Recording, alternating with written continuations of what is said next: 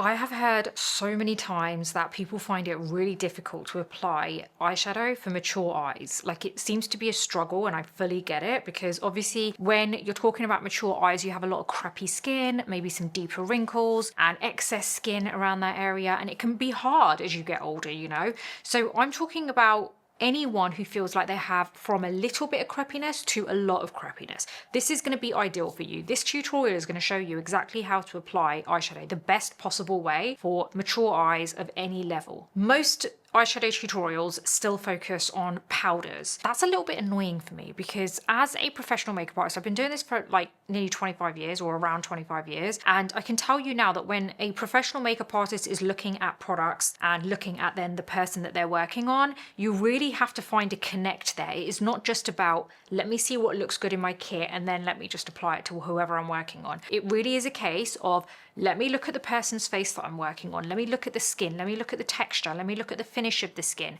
Let me look at how their eye structure looks when the eye is open compared to when it's closed. All these things are going through our minds, because what we're thinking is, what's going to work with that person's unique skin and structure and finish and everything, right? That's when we look at the kit and we're like, right, first thing I want to look at is formula. What formula is going to work well for that specific person? Well, I can tell you right now, it is always going to be a cream formula, right? A cream formula eyeshadow is what's going to work on mature skin. The problem with powders are that they can still settle into fine lines. I know some people might think, well, hold on, if you're working with a cream, isn't that going to settle into fine lines? And I know that can happen, but it all depends on how you've prepped the skin first, and also, more importantly, what type of cream eyeshadow you're using. The problem with powder is it can make the area look drier, right? So we all know when it comes to mature skin, or you should know, that you are wanting to make sure that your skin doesn't look so dry, because mature skin means your skin is slightly more on the drier side. Everything looks a bit more crappy, a bit more kind of like, you don't have as much moisture in the skin.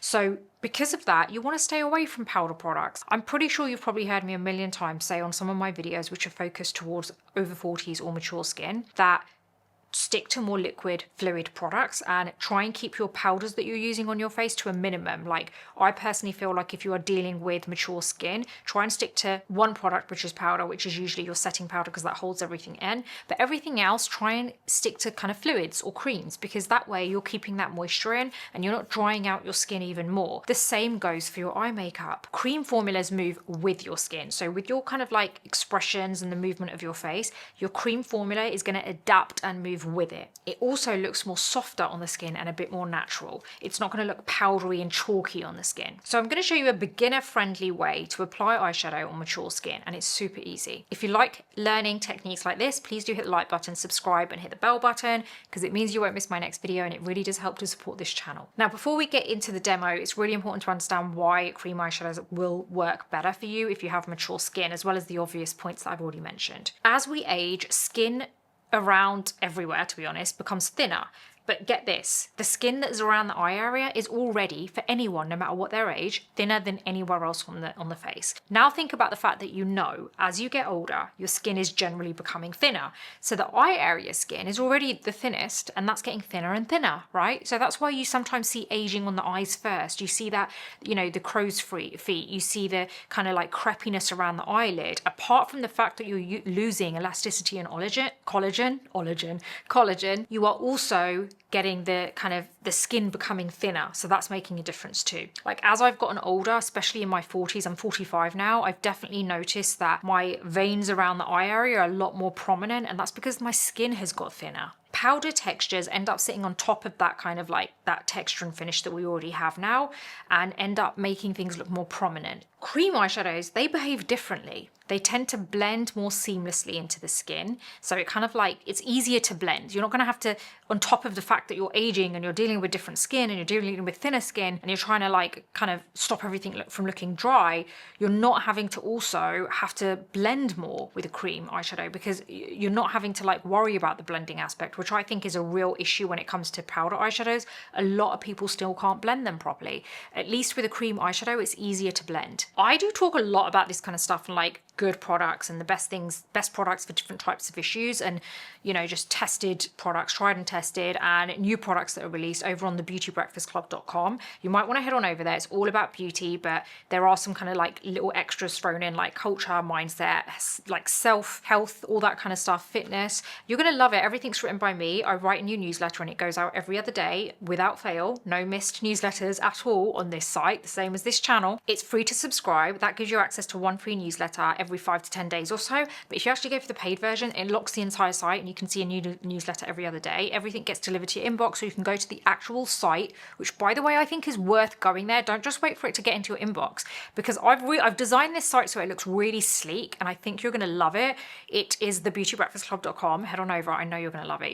You're just gonna love it. I know you're gonna love it. I keep saying it because I know you're gonna love it. It's something that I created because I knew it's something I've wished was around for people that are like-minded people who love beauty but also want actual real answers to things and problem solving. And there's even an over 40 section there, so you're gonna love it. And the paid version is actually the same as getting yourself one coffee a month, but you get so much more. You get to actually unlock the entire site, but you also get to ask me any questions over on the group chat, which is on the platform. So yeah, I will see you there. Okay, so let's talk about like what it is that you need to do when it comes to prepping. My eyelids are already prepped. You can prep them however you want, as long as you set it with a little bit of powder. This is where the powder does come in, because you want to lock in whatever concealer you've got. I've got concealer on, and then I've got powder on top, and I've just dusted it on very lightly, and that's set it. That's my prep done. If you don't want to apply any like concealer to your eyelids, then all I would suggest you do, especially with mature skin, is get a little powder, like a brush, dip it into a tiny bit of powder. It can be a pressed powder or a loose powder, whatever you feel comfortable with.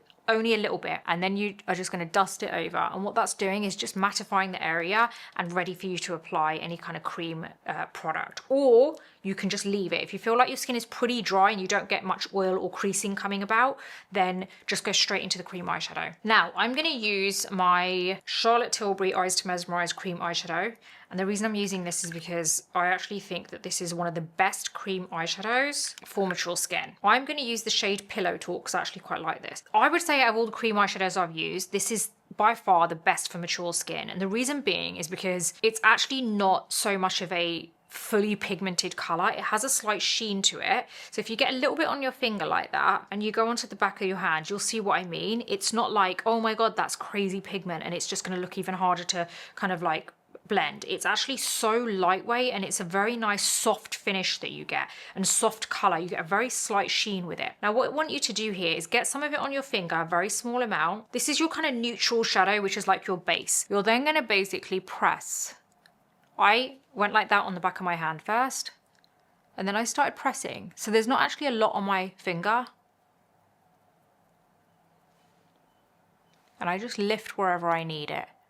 Now, by the way, I don't have long nails, so that helps. So if you do have long nails, I would suggest using a brush, but I personally love using a finger, especially for mature skin, because I feel like it's just so easy. Now, this is a very thin layer. You hear me talking about the skin, about keeping layers thin, right, when you're doing your base. Same thing goes for the eyes. So all I'm doing is lifting a bit from this, tiny bit on my finger, and then I go like that. So it's really spread out, and I've got the thinnest layer on my finger. And then I start pressing on, and you can see when I'm doing that, it's not like a whole transfer of product. So I'm really keeping the layer thin. And I'm also not allowing it to go on the tip of my finger, because otherwise it's touching areas that I don't want it to touch. I've literally just got it on the main surface area of my finger.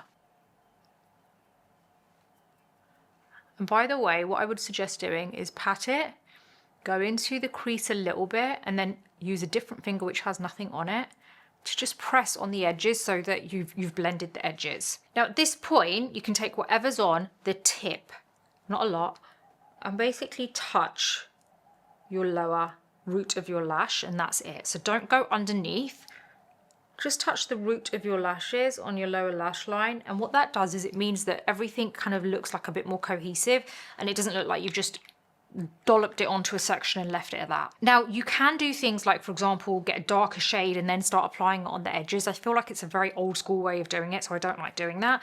But what I will show you is using another color, which is just going to almost highlight the area for me. This is in Star Gold. I'm going to do the same thing. I'm going to get this onto the back of my hand, and this is like a nice gold, and it's actually going to add a bit of dimension to the eye. Now what I'm going to do here is just press it just where my lash line is, just in the middle, and then go a little bit onto the actual lid, but I'm just sticking to the middle. And I don't know if you can see that, I really hope that you can, but it's basically highlighted the center of my lid a little bit, giving me more dimension there, but I've not covered the entire lid the way that I did with my base product, right? Do you see that? You don't even have to do this bit, right, by the way. You could just add your mascara here, but I'm just showing you how you can make it a bit different if you want to change it up for the evening.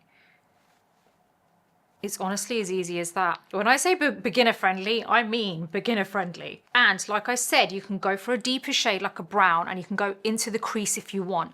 Personally, I don't think that you need to. I feel like there are many other ways of doing makeup, but people seem to get stuck on this very old school way of doing makeup, like your base color being neutral, and then you put a darker bit at the corner and then a darker bit into the crease. It's so, honestly, it's not the only way to apply makeup and for it to look good, you know? You don't need darkness everywhere. You want to bring out the eyes, you want to open them up and like make the most of them, enhance them, not set things in deeper, right? So what we're going to do is just kind of curl the lashes. This is my Kevyn Aucoin lash curler.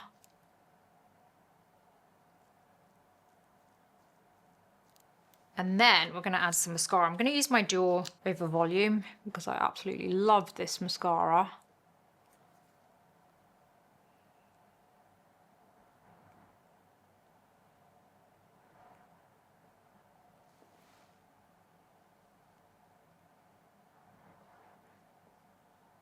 Another couple of mascaras I would recommend, especially if you're like, you know, you have mature skin, because I feel like ultimately when you have mature skin, I feel like you're looking for a mascara which isn't kind of like spidery looking, but it also does really lengthen your lashes, because as you get older, your lashes are not as long as what they used to be. I actually like using a different mascara on my lower lashes, so I'm going to use my Makeup by Mario Master Mascara. So yeah, as I was saying, you want a mascara that's going to really lengthen. So some other good ones are, well, this one for a start, and also I love the Hourglass Unlocked Mascara. I think it's a great mascara for anyone wanting to lengthen their lashes. But do you want to know the truth? What I would really recommend if you have mature skin and you want to lengthen your lashes, use the Swede Beauty Eyelash Growth Serum. Absolutely amazing. That has solved so many issues for me. I always used to struggle with mascara before because I felt like my lashes just were getting thinner as I got older. And I used that, and in 4 weeks, and I use it every day, by the way. I've used it for over a year now, every single day. I use it once every day at night time. I apply it, it's serum, I apply it to the lash line, and then I'm good to go. And I have no redness along my lash line. It's a clean and vegan product, guys. Genuinely clean product. No rubbish in there. No chemicals in there, right? This product is like everything natural that you need in one product to enhance your lash growth. You're gonna love it. And in 4 weeks, you have longer lashes. And I've used it ever since. So it's not even like after time it stops working or anything. It is so good. I want to just very quickly talk through some obvious things that make a real difference and can be a mistake for mature skin. One is using too many colors, hence why you saw me using 2. And to be honest, I wouldn't even say it's like a completely different color. I'd say it's more about the contrast of the colors, and that means not being too much of a contrast, because I feel like a lot of people assume that you have to have 2 shades which are completely different ends of the color spectrum in order for it to kind of show something, and that isn't the case. So don't use too many colors, you really don't need it. Ultimately, when you are dealing with mature skin, you should be looking at enhancing your features, not covering them up and trying to like mask everything. So I chose a very subtle, almost like a very soft pink, which is like not really even that pink, right? It's a very toned down pink as my base.